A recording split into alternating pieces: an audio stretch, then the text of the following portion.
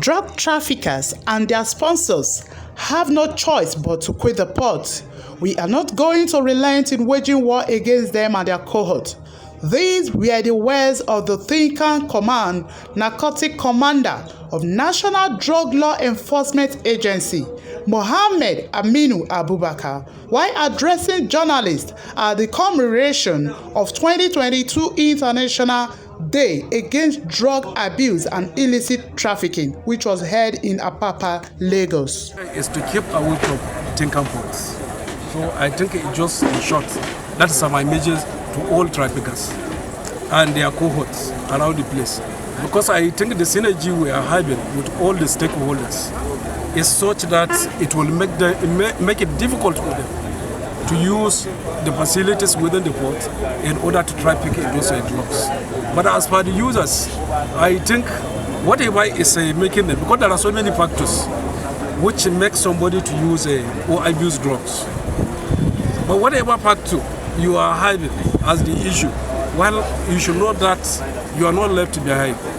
That is always advice. And I think chairman has already, it didn't kick off yet.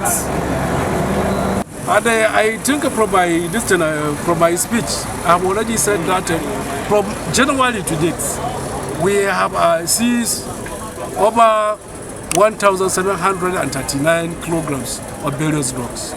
And one of which is this tramadol, form of tramadol, around 1,500. And the people who are related, who are linked to the importation of those things, they are already facing trial. They are in court as we are speaking. Used to come up with a team, because the last year's team is different from today. Yeah, this year's team, and that one they came with a team addressing drug challenges in health and humanitarian crisis.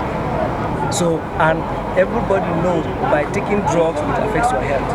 So, and it's challenging.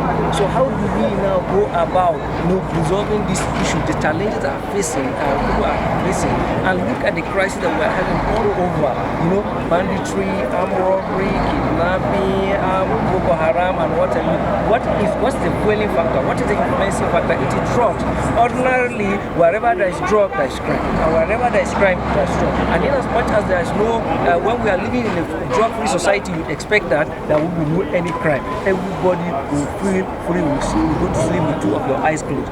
But the moment drugs are being all over, people take drugs and get out of their senses, and their senses is no longer with them, and they feel, okay, the life of this person is just like the same thing with the life of an ant, and they can try to at any given time without looking back.